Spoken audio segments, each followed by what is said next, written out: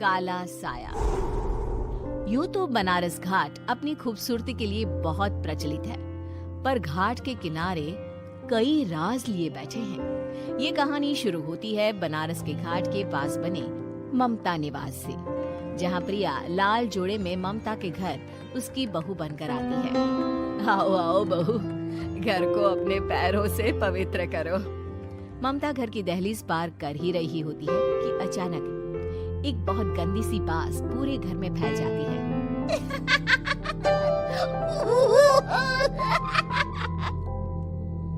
ये बदबू और ये आवाजें, ये कौन हंस रहा है माँ?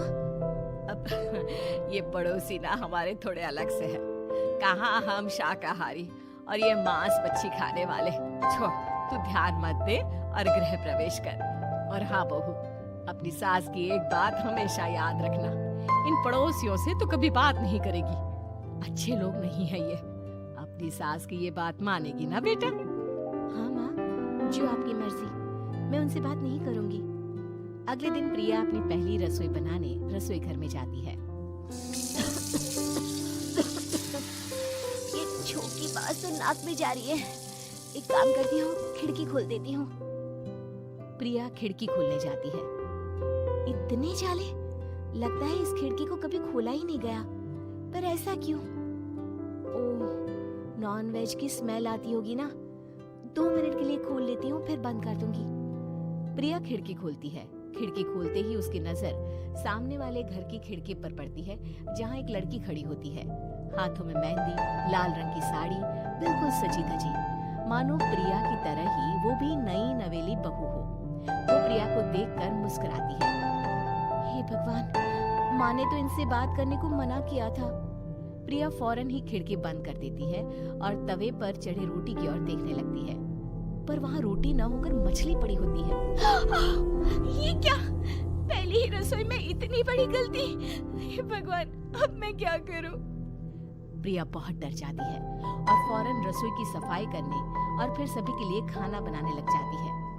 जब वो सबको खाना परोसती है, सब तो ठीक है, मैं बेकार में चिंता कर रही थी। हे भगवान, ऐसे ही बस अपनी कृपा बनाए रखना। रात के वक्त जब सब सो रहे होते हैं, तब प्रिया को पायल की आवाज सुनाई देती है, जिससे उसकी आंख खुल जाती है। ये पायल की आवाज कहाँ से आ रही है? प्रिया उठकर उस आवाज के पीछे छत की सीढ़ियों तक जाती है। तभी उसे बच्चे के रोने की आवाज आती है। प्रिया छत पर जाती है तो क्या देखती है? वही लाल साड़ी वाली लड़की अपनी गोद में एक नवजात बच्चे को घुमा घुमा कर सुला रही है। तभी प्रिया की नजर उसके पेट पर पड़ती है। ओह गॉड, ये तो प्रेग्नेंट भी है। सुनिए, बच्चा सो नहीं रहा है क्या? मैं कुछ मदद करूं? नहीं नहीं, आपके घर वालों को अच्छा नहीं लगेगा, मैं संभाल लूंगी। स्नेहा की गोद से बच्चा हाथ मारकर प्रिया की गोद में आने को छटपटाने लगता है। दोनों घर अगल बगल में बने होने के कारण प्रिया उस बच्चे को गोद में ले लेती है।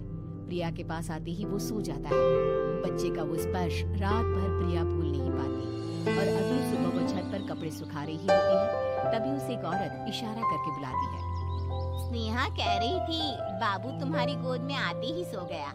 मैं गौरी, स्नेहा की माँ हूँ। बहू, घर आना, बाबू को खिला भी लेना। शाम को जब घर पर कोई नहीं रहता, बच्चे से मिलने के लिए प्रिया छिपकर अपनी पड़ोसन के घर चली जाती है और कुछ देर बच्चे को खिलाकर वापस लौट आती है। इसके कुछ दिन बाद ही प्रिया को पता चलता है कि वो माँ बनने वाली है। ममता की खुशी का ठिकाना नहीं रहता।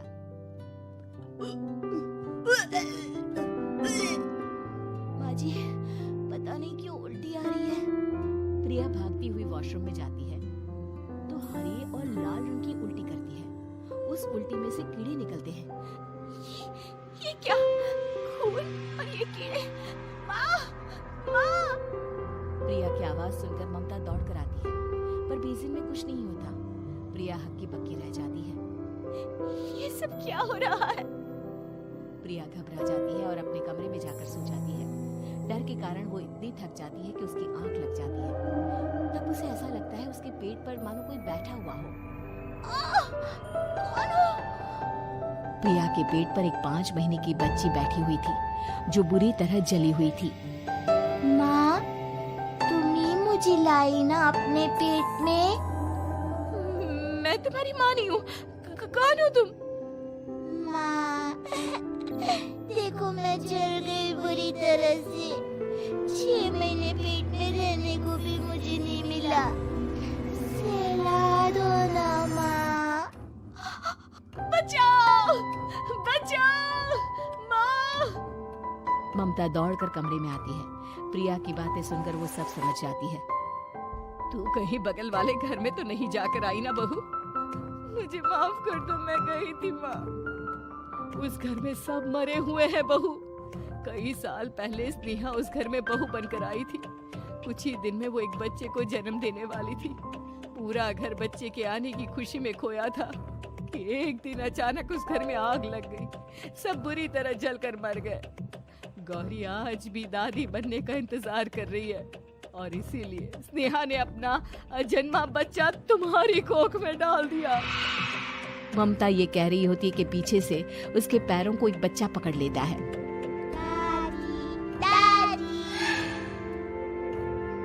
माँ, स्नेहा की गोद में यही बच्चा था। ये बच्चा कौन है फिर? तेरी मौत है।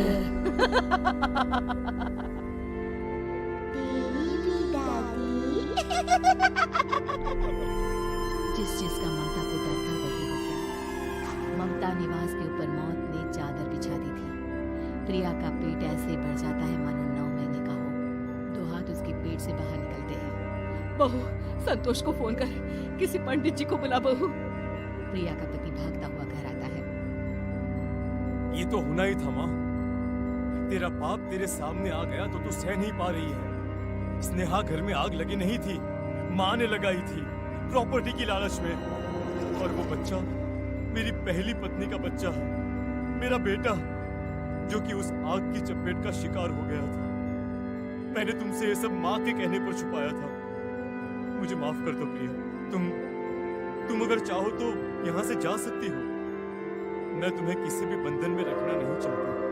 मेरी शादी हुई है आपसे, मैं आपको छोड़ नहीं सकती, पर उससे पहले हमें स्नेहा, उसकी माँ और बच्चे की आत्मा की शांति करवानी होगी। संतोष और ममता गौरी के घर जाते हैं। अंदर सब कुछ जला हुआ होता है।